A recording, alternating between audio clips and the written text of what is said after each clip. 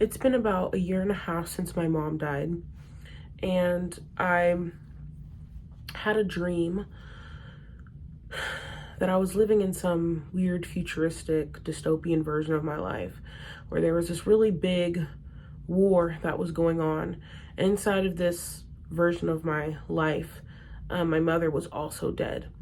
But I had come home to the house that I was living at in this dream, and a parallel universe version of my mother was sitting on the couch, and this version of her was also dying.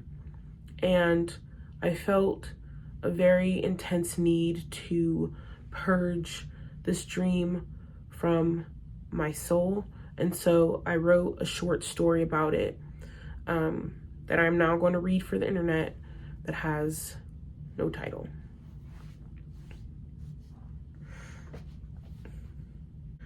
I am looking at her, sidelong on the murky, cloud-colored couch, slightly propped up on a swollen elbow. It is her own body that has her down like this, awkward like this and pinioned with cream-white limbs on my little couch, softly folding into it like an injured domestic silk moth, all malleable and crushed and exhausted. The fluttering of bruised velvet wings waning. She's sinking. She's smiling. I'm catching her with my eyes. I am laying her down. I know this woman. She belongs to me. She will always be mine. Who is she? I don't take my eyes off of her, and I whisper it. The words sloth past my trachea and take shape in the air as baby blue phosphines against the dusty dream mat of this one-room house. My sister looks at me and I match her, still keeping the woman heavy in my peripheral. I carry her there. I will carry her there in the margin of my vision for an eternity. I have loved her for so long. Who is she? I am a sleuth, a bad one. I am so sincere. My sister was born to know more than me, so most of the time I let her.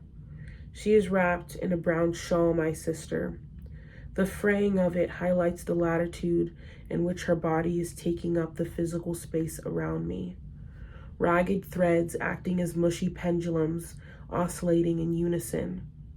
They are arrows surrounding her so that I can see her, beacons to her personage that I am in constant inquiry of. And now she uses her face to pour warm sorrow all down the length of me as I am still standing hardly a step in from the front door. Outside is a war. I stay where I am, sopping and letting the room eat me. My sister, Brighton Rock, sour sweet, strong, big-featured, private, and so often turned inward, my sister, here standing over the recondite woman, stranger that I know so deep, the mismatch swaying on her ochre laminate of upturned brows but downward mouth. My sister, hardy and dusk-souled, overripe peach sugary, swallow full of fleshy sustenance, my sister made of pulp who lasts forever. She stands in military sway, positioned in a way that I think is mostly a warning from her to me, her body, my sister, to show me she's willing to protect this creature who lays sidelong on our couch, who seems powerless, and also whatever the opposite of powerless is. This woman who I grew up with, who I grew up inside of, who I'm asking about, who I know and whom I don't, who is scaring me softly, whom I love, who feels like the color yellow, who is fading. Who is she? I make the impression of and continue to stand and wait, half expectation, half inertia. I am drinking in the presence of this woman. I want to hold her. She's from across the way, says my beautiful sister, and I immediately understand what she means. Her face keeps changing shape. I can never match her expression exactly, but I relax my scrunched nose, widen my eyes, let her know that I'm okay now, that I just want a closer look, and a sidestep on her end gives me the permission to approach.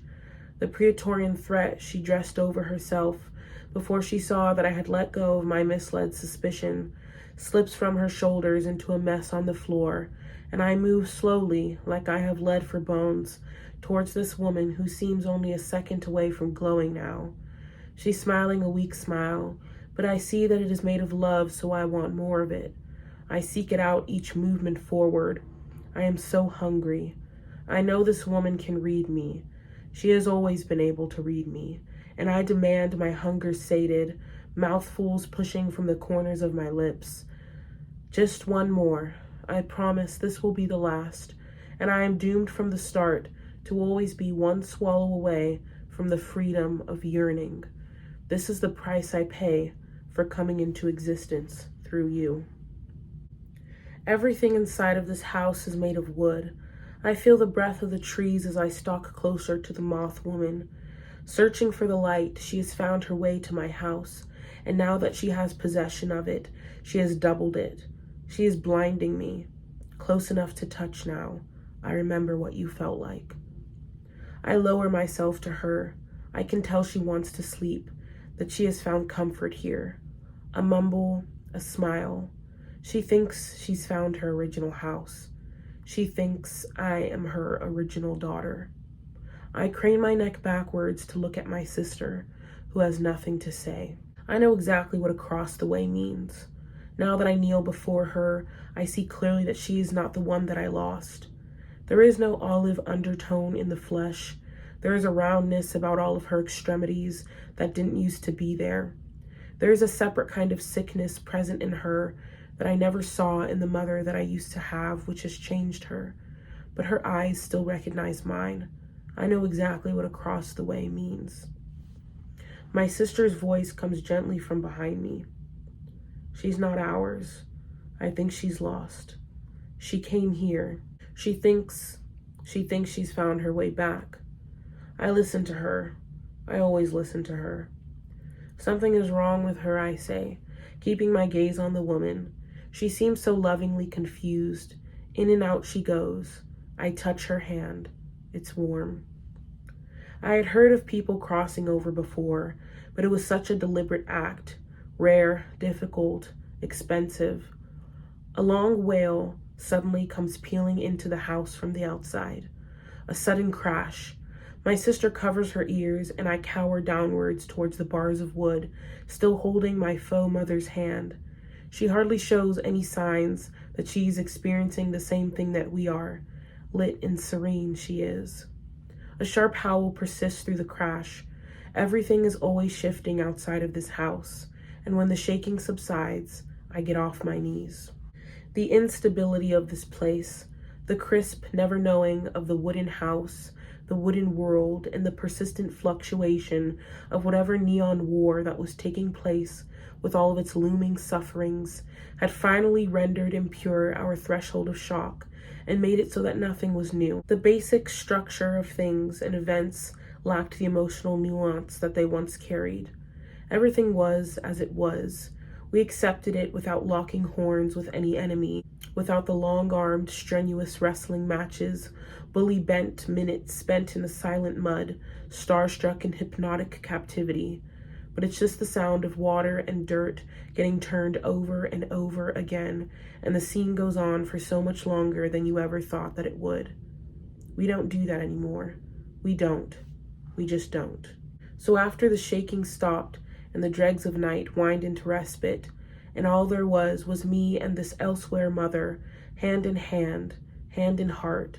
She's come all this way for me, to lay here, all beautiful and wounded, to a room of living, where two sisters would find familiarity in her, despite the sickness morph upon her.